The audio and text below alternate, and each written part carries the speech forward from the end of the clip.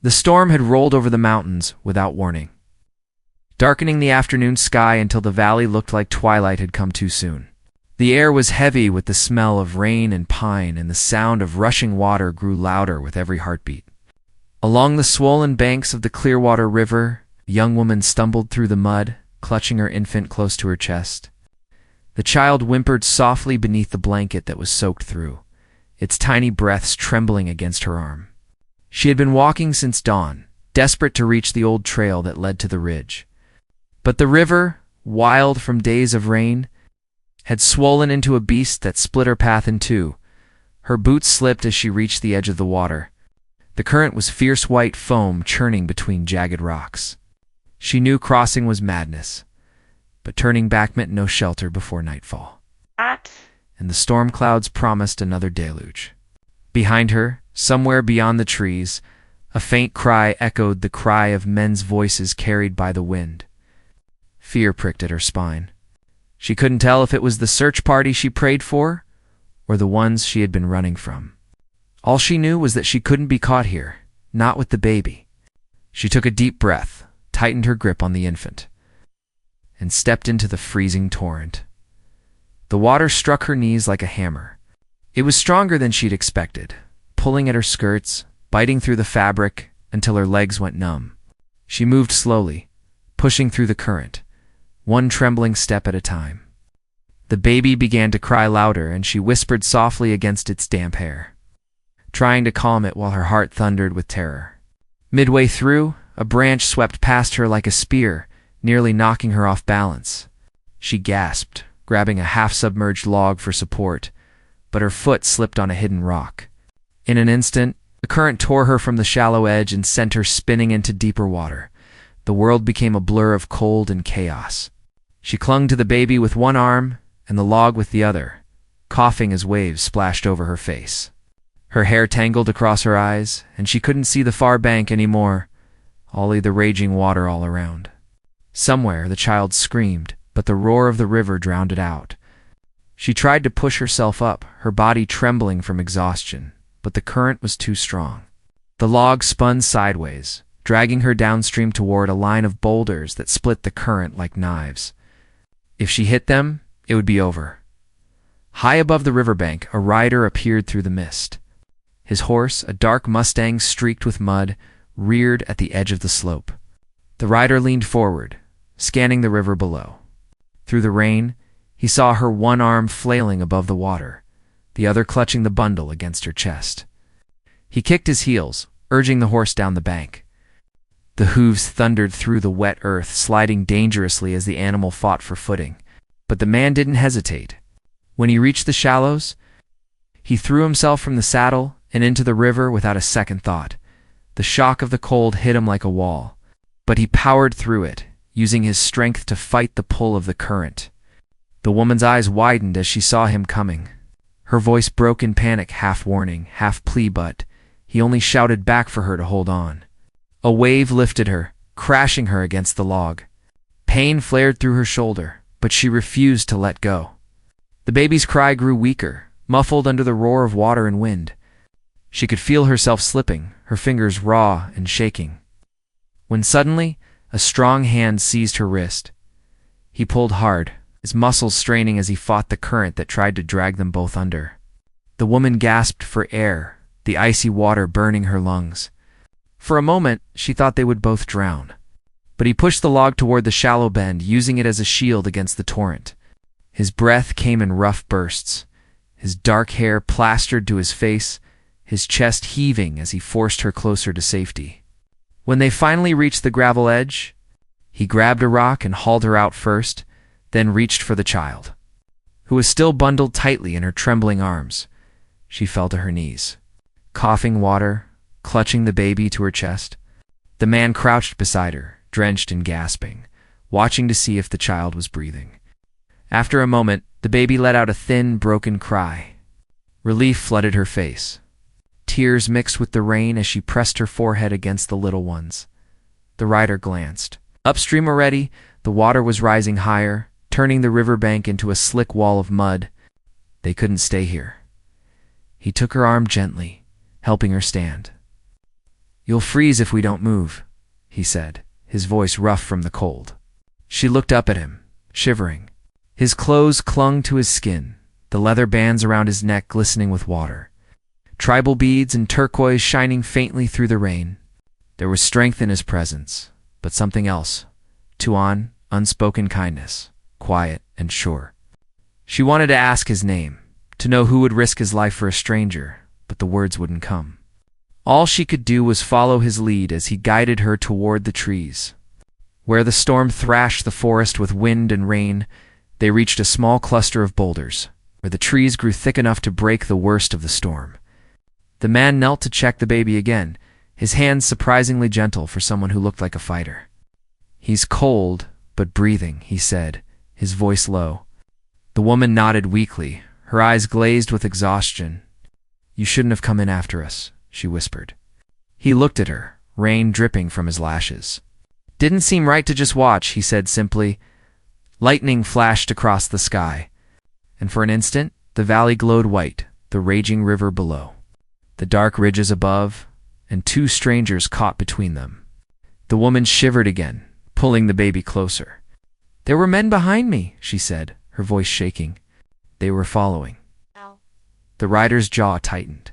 He turned his head toward the sound of distant thunder roar. Was it horses?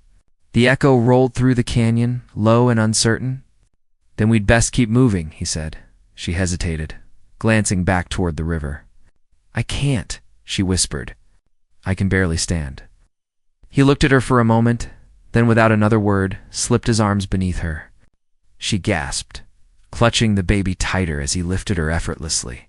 "Hold on," he said. "I'll get you to higher ground." She felt his heart pounding beneath the cold fabric of his shirt, every step heavy as he climbed through the mud. Behind them, the storm roared louder. The river swallowed the place where they had stood moments before.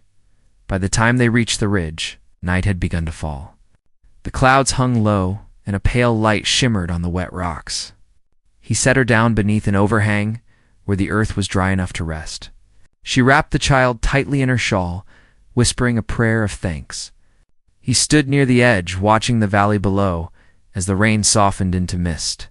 His horse waded downstream, still pacing nervously, its reins tangled in the brush. She watched him silently, wondering who he was, a wanderer, a warrior, or just a man passing through who had chosen to stop when no one else would. The baby stirred against her chest, breathing softly now. She looked down at the tiny face, and then back at the man, who turned as if sensing her gaze. Their eyes met, and for a moment the storm seemed to fade. But before she could speak, the sound of distant hooves echoed again through the canyon, closer this time. He looked toward the darkness, his hand instinctively moving toward the knife at his belt. The wind shifted, carrying the faint call of a man's voice. The rider stepped forward, eyes narrowing. Whoever was coming, they weren't far. The woman held her child tighter, fear returning to her chest like a weight. The man turned to her, his voice low and steady. "Stay quiet," he said. "Whatever happens, don't move until I tell you." She nodded, her breath trembling. The night deepened, and somewhere down the trail, the shapes of riders began to move through the fog, dark, silent, and coming straight toward them. The night pressed in around them, thick with mist and the restless whisper of the wind through the pines. The woman could barely see beyond the faint glow of lightning flickering behind the clouds. But she could hear the horses' below hooves breaking through the mud, men shouting faintly to one another. The sound made her blood run cold. The rider beside her crouched low, his breath steady but watchful. The faint gleam of his knife caught what little light there was. He was ready, but she could tell by the set of his jaw that he didn't want to fight unless he had to. She tried to quiet her child, rocking him softly, her fingers trembling from exhaustion. The baby stirred, but didn't cry, as if sensing the danger in the air. The rider turned to her and whispered, "They're tracking you." "How many?" She swallowed hard, her voice barely a breath. 4, maybe 5. They were at the cabin before dawn. His eyes narrowed.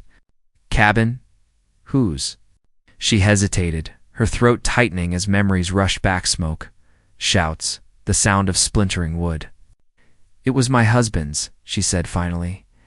He was gone most days, trading pelts up north. I stayed behind with the baby.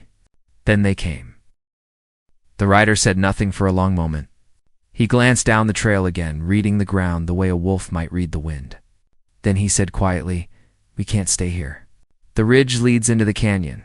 There's an old trail there. I can get you across before dawn." She wanted to ask who he was, what he was doing in this part of the wilderness, but his tone made her trust him without question. He moved like a man who knew these lands by heart. They started moving again, careful and silent.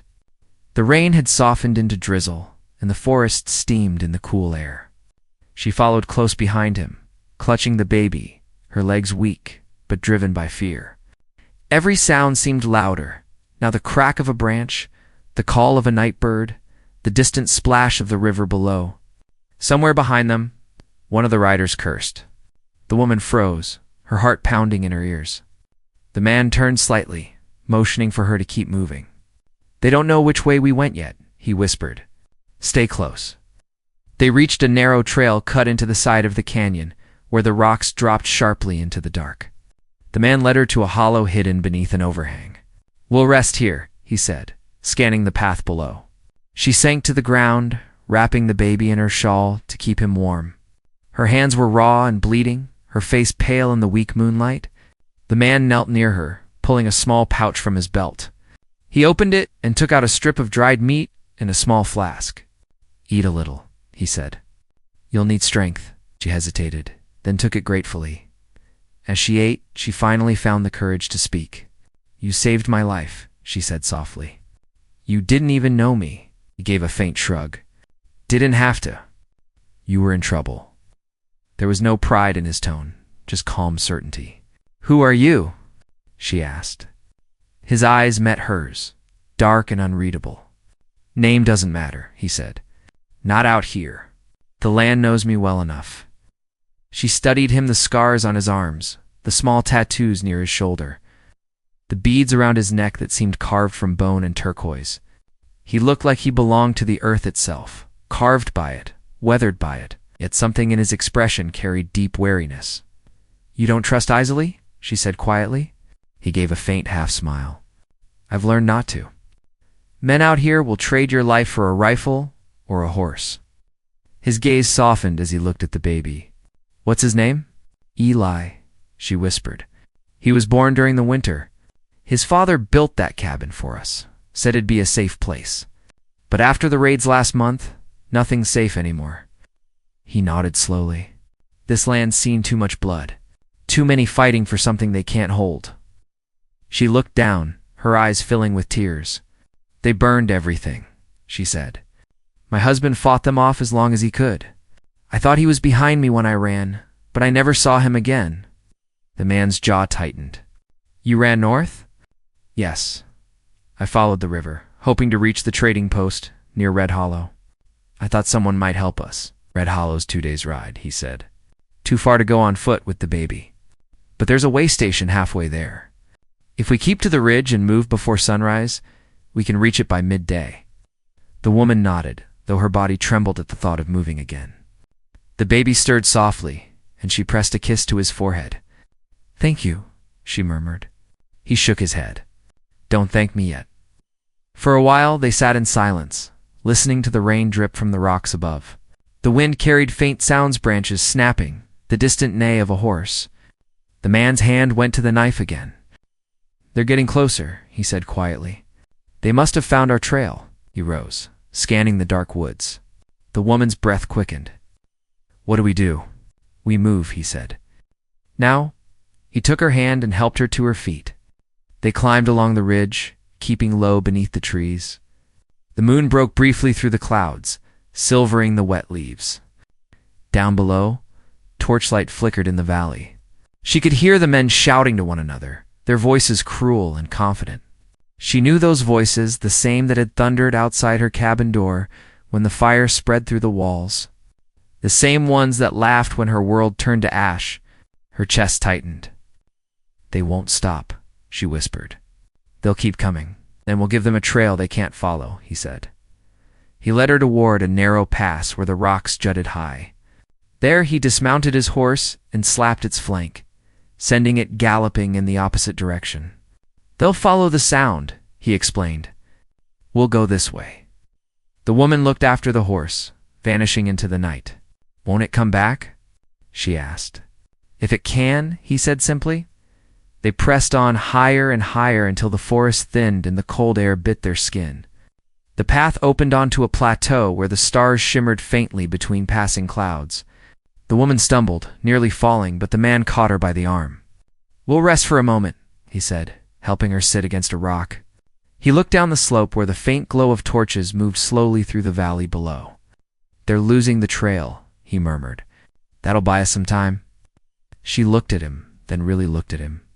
Beneath the hardened expression and the scars, there was something quiet in his eyes, something that spoke of loss.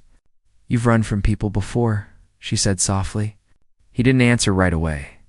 When he did, his voice was low, almost distant. "A long time ago, I lost someone too. Someone I couldn't save." The wind shifted, carrying the smell of wet pine and smoke from the valley below. The woman looked down, her fingers brushing over the child's blanket. "You're not like the others," she said. "You didn't have to help me." He met her gaze, steady and calm. "Maybe I needed to," he said. For a few minutes, neither spoke. The silence between them wasn't empty, it was heavy, full of things neither dared to say. The storm had passed, but the sky was still restless, clouds chasing one another across the moon. Somewhere in the distance, a wolf howled, long and lonely. The woman closed her eyes, her body aching, but sleep wouldn't come. Every time she drifted, she saw flames. Heard her husband's voice calling her name, felt the weight of the baby in her arms as she ran into the darkness. She turned her head slightly and saw the rider sitting near the edge, keeping watch. The faint glow of dawn was beginning to touch the farthest ridge. "You haven't slept," she said quietly. "Not my first long night," he replied. "You should rest while you can. I'll keep you safe." "Why?" she asked softly. "Why would you risk your life for me and my child?" He looked at her then, the faint light catching the lines of his face. "Because once someone saved me when I didn't deserve it," he said. "Now, I do what I can to make it mean something." She didn't know what to say, but her heart ached with gratitude. Still, before she could speak again, sound cut through the morning air, distant but unmistakable. Horses, not the ones they'd heard before. These came from the north, steady and fast. The rider stiffened, his hand going to his weapon again. "More coming," he whispered. "Maybe not the same men." The woman's heart sank. Who else could it be? He didn't answer. He was watching the horizon, eyes narrowing against the pale light. "Whoever they are, they're riding hard," he said. "And they'll be here before the sun's fully up." The wind rose again, carrying a faint shout that echoed through the canyon. She turned toward him, her voice trembling. "What do we do now?" He looked at her, then at the child she held close, and for the first time, there was uncertainty in his eyes. "We find out," he said quietly. "But whatever happens next, you don't let go of that baby, no matter what." The sun broke the horizon then, painting the mountains gold, but it did nothing to warm the chill that settled in her heart. The sound of approaching riders grew louder, and as she clutched her child tighter, she realized their fight for survival was far from over. Dawn rose thin and gray over the high country, a wash of cold light that made every rock look like bone. The riders studied the horizon where the new sound of hooves kept growing, steady as a drum. The woman pulled the shawl tighter around Eli and kept close to the stone overhang, trying to keep the wind off the baby's face. She wanted warmth, bread, a fire, a door she could bar against the world. Instead, there was only the ridge and the long slope of pine that dropped toward the valley. The smell of wet earth and river spray clung to them, reminders of the night that had nearly taken them. "Two groups," the rider said. "The ones from the south lost our trail by the water. The ones from the north are riding harder." He crouched and pressed his palm to the ground, feeling the faint tremor of the approach. 6, maybe more. Could they be from the trading post? she asked. A patrol sent to look for trouble? He shook his head. The post doesn't send men this deep, unless something pushed them. And they would signal, not come in like ghosts. He glanced toward the creek that cut across the slope below them. We need a fresh trail. One they won't guess. He led her along the ridge until they reached fallen timber scattered like pickets after a windstorm. He broke away a branch and swept their tracks as they walked. The woman followed his footprints exactly, stepping where he stepped, turning where he turned, each stride a careful echo. Eli slept against her heart, worn out from the river rescue. When he stirred, she swayed him gently, whispering comfort. The rider kept listening, judging how much time they had before hooves would drum on the very stones where they stood. They reached a stand of fir where the ground was soft. There he knelt and traced a crude shape in the earth with a stick. A valley, a creek, a line cut across it like a scar. There's a washout to the west. If we can cross near the old bridge pilings, we can slip into the cottonwoods and follow the water. The current hides tracks, but we'll have to move fast. Her legs felt like fire, but fear sharpened each step. As they started down, she found the courage to ask what had pressed on her mind all morning. Those men from the south. Do you know who they are? Smugglers turned worse, he said. They watch the river bends and broken ranches. They trade stolen goods and things no one should trade. His voice thinned for a moment, then returned to its steady tone. They know the land. They'll keep coming if someone paid them to. Someone did, she said, a whisper cut by wind. They asked for my husband by name. They wanted a ledger from the cabin. I never saw it. They didn't either, or they'd be gone, he said. So they hunt you, hoping you have it. I don't, she said. I left with what I could carry, and they'll search until they're sure, he said. And the way they tore through your life, they won't ask kindly. A hawk wheeled high above the canyon, its cry thin against the morning. The rider watched it circle and adjusted their path under the trees. The woman tried to remember everything her husband had taken to the trading post that last week. Strips of cured hide, a satchel of coin, a bundle wrapped in oilcloth that he wouldn't let her open. She thought it was a gift he meant to finish carving before the winter fair. Now that memory scraped like grit behind her eyes. They angled through a boulder field. The sun finally spilled over the far ridge, lighting the frost along the grasses. They moved in silence until a new sound split the morning. Not hooves. A distant whistle that didn't belong to any bird. The rider froze and lifted 2 fingers. He pointed toward a shadowed fold in the hillside, and there, half hidden by willows, lay a shack made of rotten planks. With a stovepipe, bent like a broken arm, he led them to the backside where a hatch had sunken into the ground. Way station cash, he said. Freighters used it before the route shifted east. He pried the hatch loose with his knife and peered into the dark. Stay close. Inside, the air was stale, with a dry smell of old burlap. He found a lantern, shook it, and set it aside without striking a flame. Too much smoke, he said. We can't risk it. Instead, he felt along the wall and uncovered a crate. The woman held the baby tighter as he opened it. Inside lay a few biscuit tins, a coil of rope, an empty canteen, and a roll of canvas. He took the rope and canvas, then reached deep and pulled out a small iron box. What's that? She asked. Freighter's strong box, he said. He shook it gently. It rattled with a heavy sound that could have been bolts or coin. Locked. Not our trouble today. He pushed it back under a pile of sacks, covered it, and climbed out. We're moving. By the time they reached the washout, the northern riders were close enough that the ground carried their rhythm like a heartbeat. The old bridge had long since been torn away by spring floods, but the stone footings still stood like crooked teeth. The rider tested the water depth with his boot, then returned to the woman. I can carry you both across, but it'll slow us, he said. There's another choice. You hold the rope, and I wade upstream to pull you toward the footing. If you slip, the rope will keep you from going under. She swallowed. The river wasn't as furious here as the clear water, but the current still tugged like a hungry hand. I can do it, she said, surprising herself. Just tell me how. Tied the rope around his waist and looped the other end around her under Eli. Lean into the current, he said. Short steps. Look where you're going, not at your feet. His voice held that steady calm that had pulled her out of last night's terror. She nodded, drew in a breath, and they stepped into the water together. It grabbed at her calves and thighs, colder than she expected. She placed each foot carefully, feeling for stones while he moved ahead, braced and patient, taking her weight when the current tried to steal it. They reached the middle, and she paused to rest against the footing. The rider looked toward the ridge. For a brief second, his face came alive with warning. Down, he said sharply. A rifle crack snapped the morning. The shot splintered a chip from the stone near his head. He shoved her behind the footing and looped the rope around the base.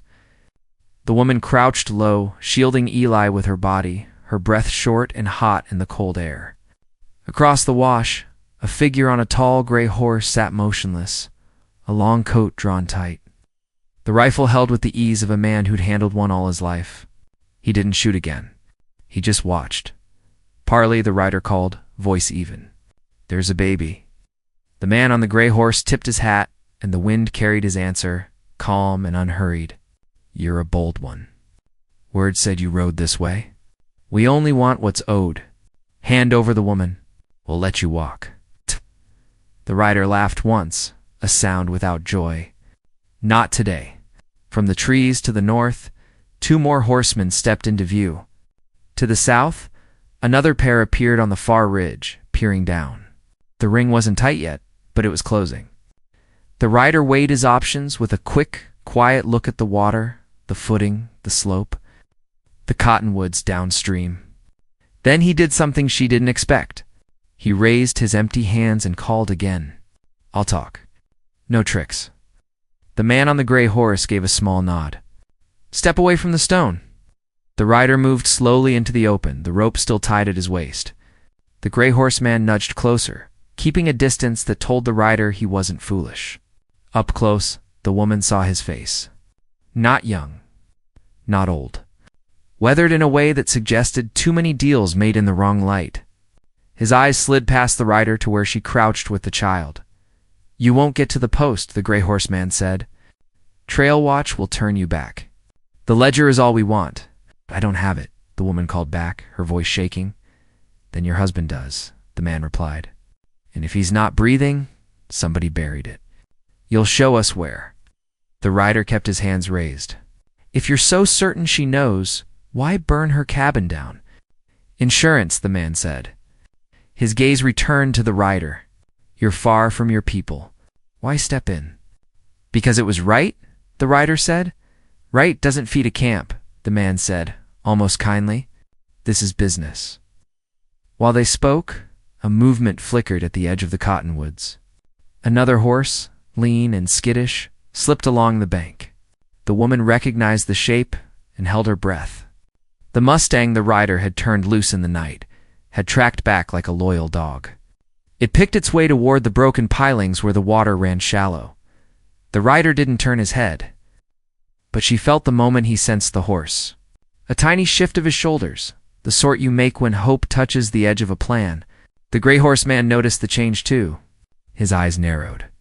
Whatever you're thinking, end it, he said. I was thinking of winter, the rider said, voice smooth. How men get mean when supplies run short? How they make mistakes, chasing what doesn't belong to them. Winter makes everyone honest, the man said. All that's left is what you can hold. The rider nodded, as if conceding the point. His gaze drifted to the cottonwoods and back. You said business.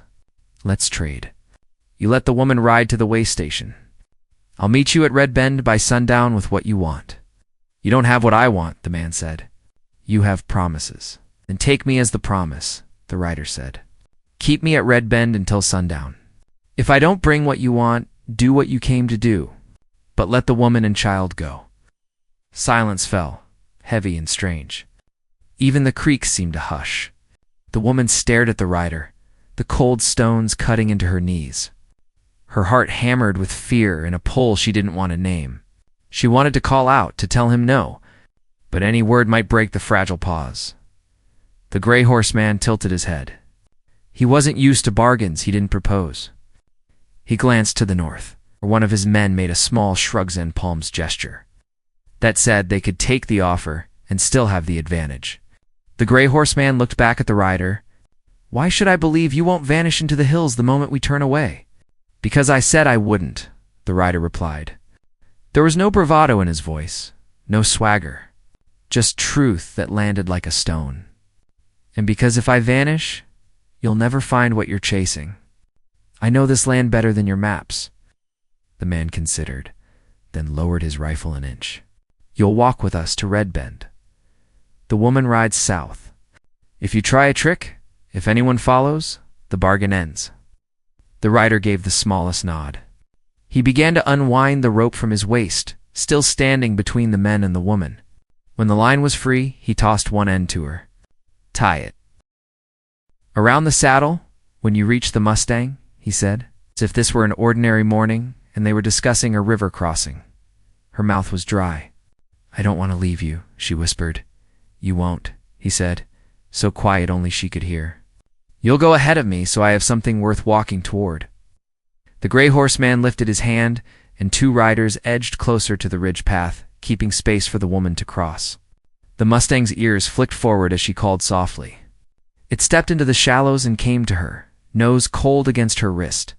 She tied the rope to the saddle horn with stiff fingers and used a broken piling to climb up, breath shaking. The rider never took his eyes off the men. Eli stirred at the change in motion, and she patted his back, whispering comfort that sounded more like a prayer. "South," the gray horseman said, pointing with the rifle. "Stay by the creek. If you turn east toward the post before noon, the deal's done." Well, the rider met her eyes for a heartbeat, a look that carried a promise without words. Then he turned to the men and held out his wrists, as if to say he understood the rules just declared. The gray horseman didn't bind him. It wasn't trust. It was confidence and numbers. He only gestured toward the ridge trail with a small sweep of his barrel. The woman pressed her heels to the Mustang and felt it gather under her like a spring. The creek splashed at its legs as they moved along the bank into the cottonwoods where the shade mixed with pale light. With every stride, the distance widened. She didn't look back. She couldn't. The rope trailed behind, a small line tying her to the stone footing and the man who had stepped into a river for her. The current tugged at the rope, snagged it, let it go. After a bend in the creek, the cottonwoods opened onto a meadow no wider than a barn, fringed with willow. She pulled up and listened. No hooves behind her, only wind. She slid from the saddle and checked the knot, then retied it with shaking hands, trying to make sense of the choice they had made. South lay the way station and a chance to breathe. East lay the trading post and the law. North lay Red Bend and a bargain made in cold water. She thought of the ledger the men wanted. Her husband's ledger, if it existed. She had never seen it, but she knew the places he'd hidden things. Loose floorboards, hollow beams, a tin buried under a cedar stump.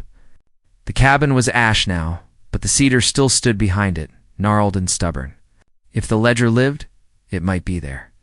And if it held names, routes, deals, could explain why men with hard eyes would ride 2 days through storm and darkness.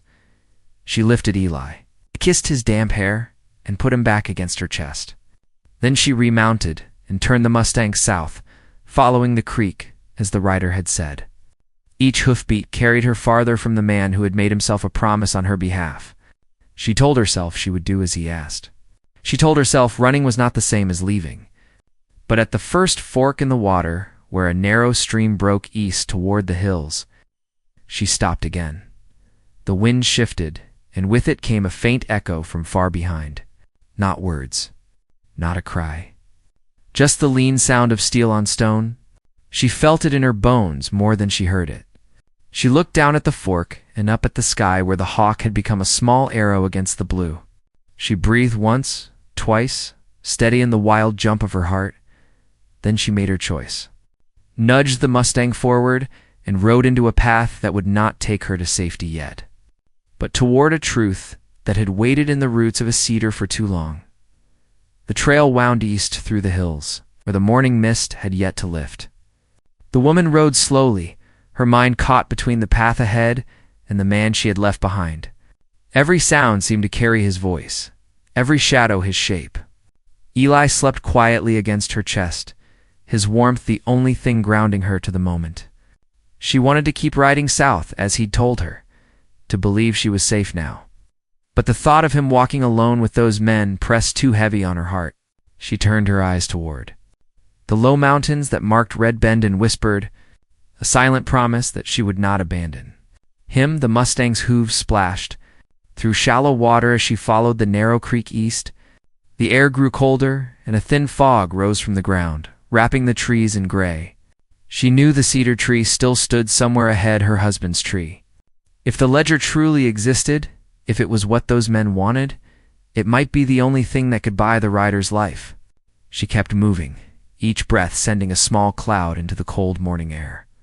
When the creek curved north, she saw the black scar of the old fire on the horizon.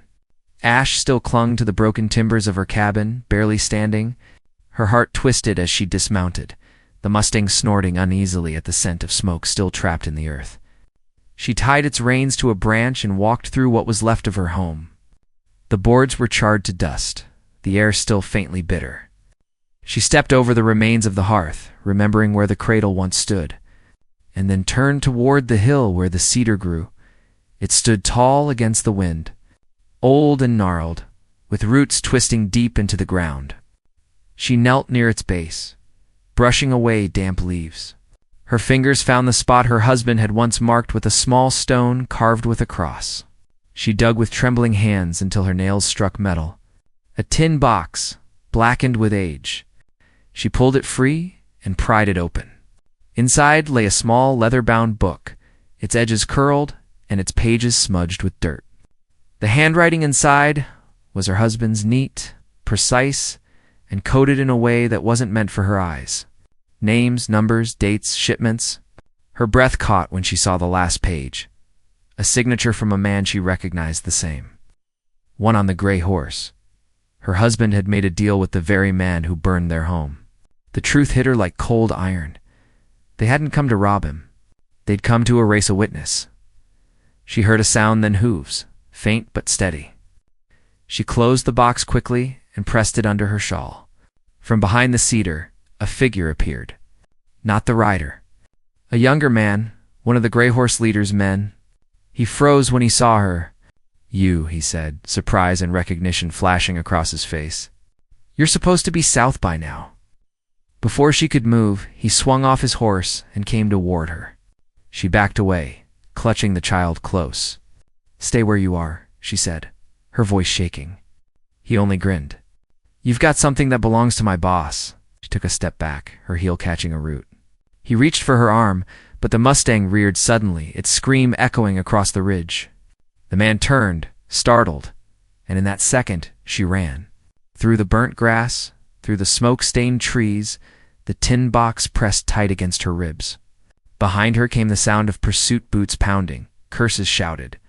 The baby began to cry, the sound sharp in the still air.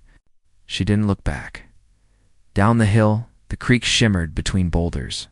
She slid down the bank and splashed across, slipping once but catching herself before she fell. The man wasn't far behind. She turned toward the narrow ravine where two fallen logs crossed like a bridge. As she reached it, the old timber cracked under her weight, threatening to drop her into the shallow gorge below. She moved faster, clutching Eli to her chest. The wood gave way just as she reached the other side. Collapsing with a crash, she stumbled onto the far bank, breathless, and hid behind a large rock. The man stopped at the broken bridge, cursing. He couldn't cross without losing time. He aimed his rifle, but she ducked low, covering the child. The shot whistled over her head, splintering bark. She looked around wildly for a path. Then she saw smoke rising from the east, the faintest wisp curling through the morning air. A campfire. Her heart leaped. If it was travelers, she could warn them. If it was the rider she prayed it was him, she could bring him what she'd found. She ran toward the smoke, pushing through the brush until she broke into a clearing. There, by the edge of a dying fire, lay 3 horses on one man. It was him. The rider turned sharply at the sound of her steps. He was bruised, a cut darkening his cheek, his hands bound with rope, but his eyes still fierce. Around him stood two of the gray horseman's men, arguing over something. They hadn't seen her yet. She crouched low behind a fallen log, her breath trembling. She could hear their voices. "Boss says we move him by noon," one said. "Red Ben's crawling with watchers. We'll wait here till dark." "And what about the woman?" The other asked Bozel's handler. "If she shows up, she's done." The rider's voice broke in quietly. "You think he'll let you walk free after that? He doesn't share profit. Only graves." The first man laughed. "You talk too much." He kicked dirt onto the fire and turned away. The woman took a breath, gripping the tin box. She couldn't wait. She crawled through the brush until she reached the edge of the camp. Her fingers found a rock the size of her hand. She glanced at the baby, who stared back with wide, silent eyes. "Hold on," she whispered, setting him down in the grass beside the log. She stood, heart pounding, and threw the rock hard. It struck the side of one man's horse, which reared violently, knocking its owner to the ground. The rider used the chaos to lunge at the second guard, driving his shoulder into the man's chest. They fell hard, wrestling in the dirt. The woman grabbed the knife from the fallen man's belt and cut the rope from the rider's wrists. He rose fast, shoving her back toward the trees. "Take the baby and run," he said. "I'm not leaving," she said, her voice shaking but firm. She handed him the tin box. "I found it. It's what they want." His eyes widened when he saw it. "Then you've just made yourself their prize." He shoved the box into his satchel, grabbed her hand, and pulled her toward the horses. The men were recovering, shouting, firing wildly into the air as they ran.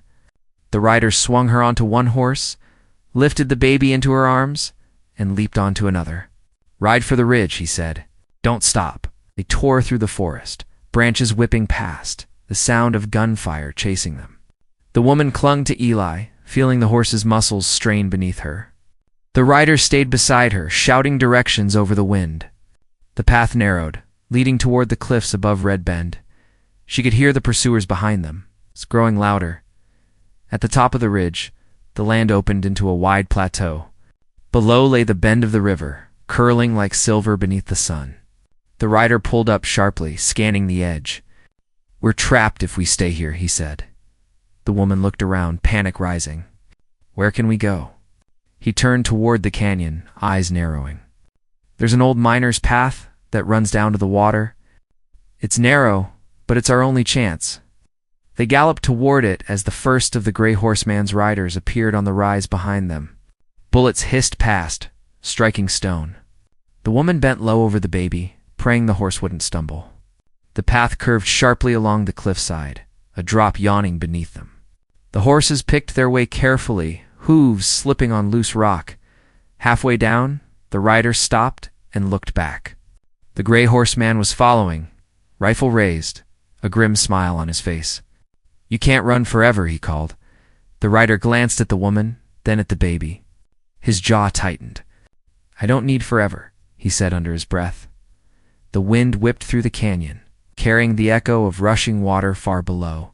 The woman could feel the tension tightening between them, all the pursuers closing in. The drop below, the river roaring unseen in the depths. Her pulse raced, her hands trembling around the reins. The rider reached across, steadying her grip. "Trust me," he said. "I do," she whispered. The gray horseman raised his rifle, the barrel gleaming in the sunlight. The rider looked once at her, and then kicked his horse forward, straight toward the narrowest part of the trail where the cliff jutted out over the river. She gasped, realizing his plan. He wasn't running anymore. He was about to gamble everything. The gray horseman fired, the sound splitting the sky. The rider's horse reared, the shot missing by inches. Dust and stone rained into the canyon. He turned toward the woman, shouting something she could barely hear over the wind. Her heart pounded so hard it drowned out everything else. She clutched Eli close, staring at him through the swirl of dust and sunlight. And in that breathless instant, she knew something was about to change forever. The sound of the river grew louder, thundering like a heartbeat rising from the earth. The pursuers closed in, their rifles raised, their shouts echoing off the walls. The rider looked once more toward the canyon below, then back at her. And the world seemed to hang still, balanced on the edge of choice, courage.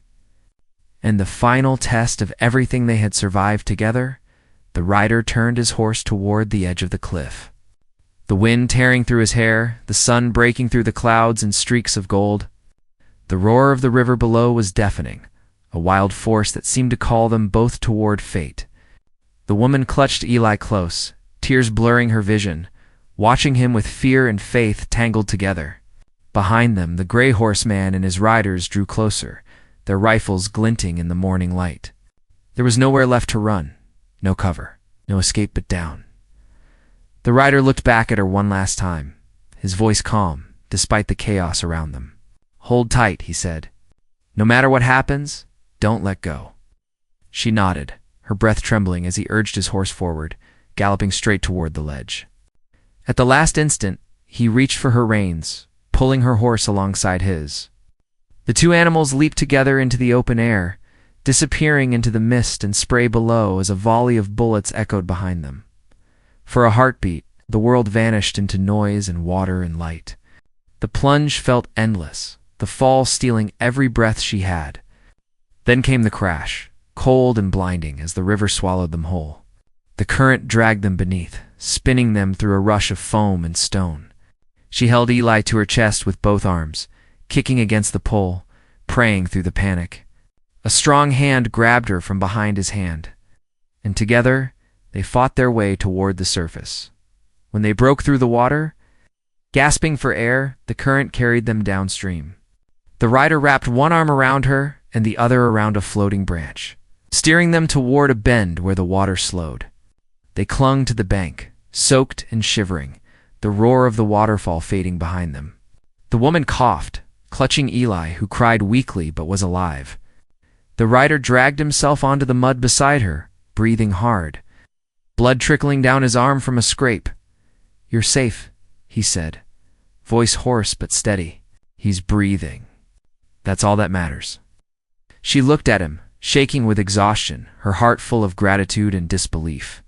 "You saved us again," she whispered. He gave a small smile, the kind that carried both pain and relief. "Looks like the river's done with trying to take you." They lay there for a while, catching their breath as sunlight filtered through the canyon.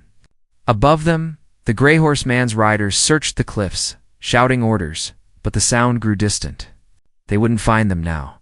The river had claimed its secret, and the world below the falls was another country entirely hidden and quiet. By noon, they had made their way to a small clearing beside the riverbank, where the land leveled into soft grass. The Mustang, astonishingly, had survived the fall too, grazing nearby with a limp but no grave injury. The woman sat with Eli wrapped in her shawl while the rider built a small fire from driftwood. He tore a strip from his shirt to bandage his arm, then handed her a piece of dried meat from his pouch. "You need to eat," he said. She shook her head. "Not until you rest." He gave a faint chuckle. "You're as stubborn as this land." As the fire grew, warmth returned to their bones. The woman finally opened the tin box again, the pages still damp but readable. "This ledger," she said softly. "It's what caused all this. My husband, he must have been caught between both sides, trading with those men and trying to make it right." The rider studied the pages and nodded. "It lists shipments, names, and routes. The gray horseman runs more than trade. This could end him if it reaches the right hands. Then we'll take it to the post," she said. "They'll know what to do." He looked at her for a moment, then nodded. "You'll need to keep moving until then. Red Hollow is a half-day ride if we follow the valley. I'll get you there." They rode slowly through the afternoon, following the sunlight through tall grass and broken stone. The world seemed calmer now, washed clean after all the storm and danger. Birds returned to the trees and the sky stretched wide above them. Eli slept peacefully against her, his small hand gripping her finger. The rider rode beside her in silence, eyes scanning the ridges, though his posture had eased, as they neared Red Hollow by evening. Smoke rose in the distance not from burning, but from chimneys and campfires. The scent of bread and pine filled the air. She felt tears gather as she saw the outline of the small trading post ahead, a place that looked almost like home. "We made it," she said quietly. The rider glanced at her with a small smile. "For now?" They reached the outskirts and dismounted near a small barn. He tied the horses, then helped her down gently. She looked at him, her voice soft but steady. "You could come with us." "Stay a while," he hesitated. "This isn't my world," he said. "I travel where I'm needed. But I'll see you safe first." They entered the post, a humble building where an older man sat behind the counter. The woman handed him the ledger and told him everything: the fire, the chase, the men who hunted her. The man's face darkened as he turned the pages. "These names," he muttered. "Lawmen have been chasing them for months." "You've done more than you know, ma'am." He promised to send riders to capture the rest of the gang and offered them a room upstairs.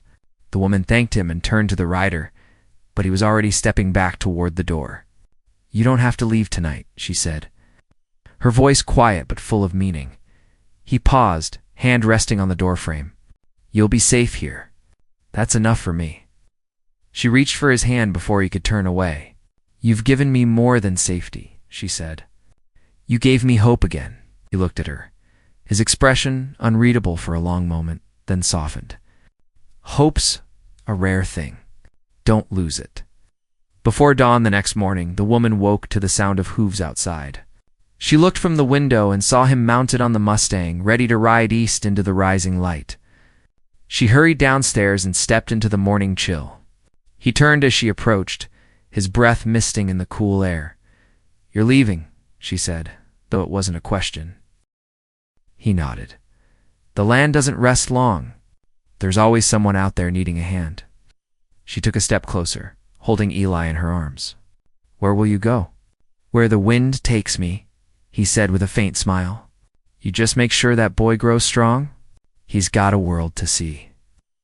The baby reached toward him, small fingers grasping at the light. The rider touched the child's hand gently. "He's got his mother's courage," he said quietly.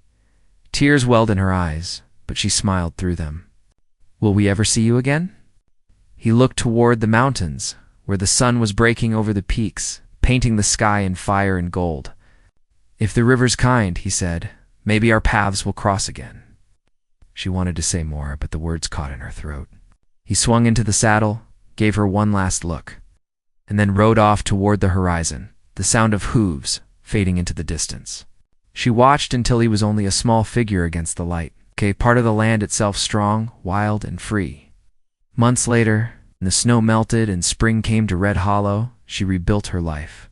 With the help of townsfolk, she opened a small trade shop by the river, where travelers stopped for food and warmth. Eli grew strong and curious, always wanting to hear stories about the man who had saved them from the raging river. She told him often, her voice soft and proud, about the brave rider who appeared out of nowhere and vanished like the wind, leaving only his courage behind. One quiet evening, as the sun dipped low, she stood by the water's edge, watching the river shimmer in the fading light. The current was calm now, peaceful. She closed her eyes and whispered a prayer of thanks to the man who had leaped into the storm for her, to the land that had tested and spared them, and to the hope that had survived through every trial. Then far across the valley, she thought she heard a faint sound of hooves echoing through the hills, like a promise carried on the wind. She smiled, holding Eli close, her heart steady and full. The river no longer frightened her. It had taken much, but given her something greater in return: faith in second chances, in courage, and in the quiet strength that rises after every storm. And somewhere beyond the mountains, a lone rider followed the sunset, his heart lighter than it had been in years, knowing that for once he had brought peace instead of loss. The river that had once raged now flowed calm beneath him, song a reminder that even in the wildest lands, love and hope could still survive.